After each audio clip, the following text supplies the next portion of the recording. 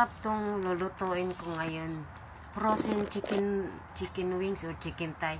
Iwan ko kung anong tawag dito. Chicken thigh kasi nakalagay doon sa box. Hinugasan ko lang yan. Tapos, hinati ko sa gitna. Doon sa may, niya, pahaba yung hati niya. Diyan sa may parang buto niya. Tapos, pinat-dry ko siya ng kitchen tissue para pag marinate mo, hindi siya nagtutubig. Yung absorb talaga yung lasa. Tapos, naghiwa ako ng maliliit na bawang. Yung parang minced na bawang. Ano lang yan.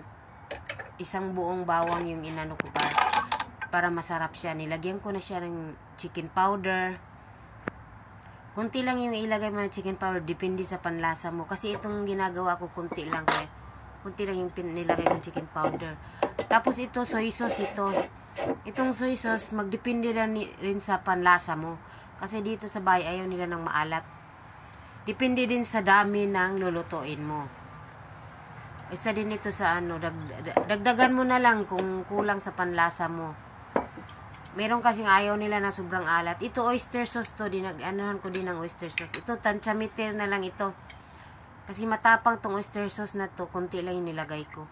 Matapang siya, yung lasa niya, medyo maalat kaysa ibang oyster sauce. Kaya hindi ko na inano. Tapos nilagyan ko siya ng sugar para mabalance yung lasa nung minarinate natin.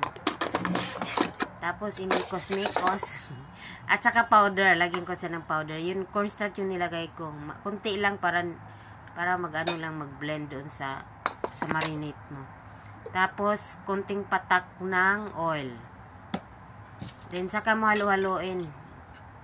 Pwede ka rin gumamit ng gloves, pwede rin chopstick. Ito kasi chopstick yung ginamit ko. Kasi wala na, ubusan namin ng gloves dito.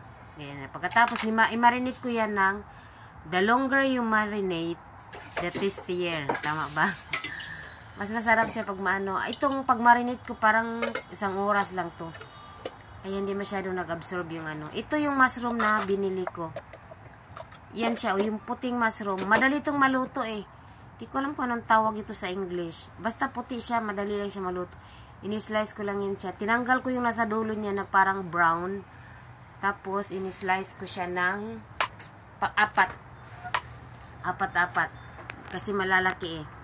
Ini-slice ko siya ng apat.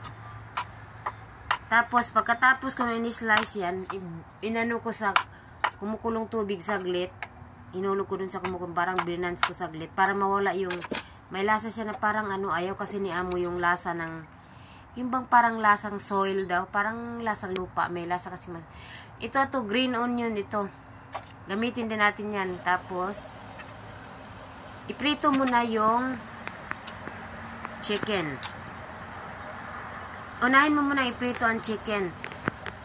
Pagkatapos nating make sure na mainit yung para hindi didikit. Dito nga parang hindi ko matansya yung kasi dumikit yung iba. Hindi masyadong mainit yung nilagay ko. Nung binaliktad ko, dumikit yung iba. Ayan, dumikit siya yung iba. Karamihan dumikit eh. Kasi hindi masyadong mainit. Akala ko kasi mainit na. Dito, ayaw nila ng deep fry at saka ayaw nila ng maraming mantika ito sa bahay. Kaya kung tinilagay ko mantika, tama, mabasa lang yung yung pinaka. Ayan.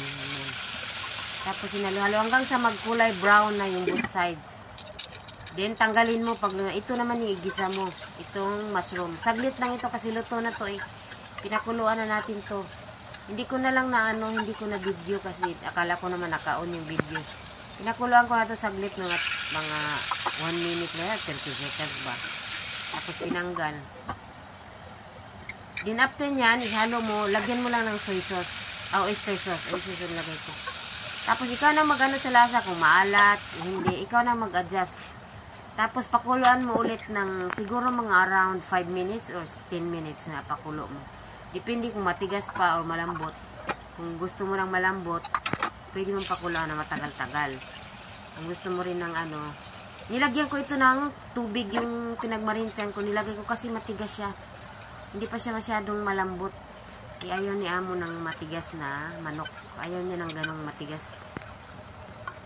Kaya nilagyan ko ng kunting pinagmaritan ko.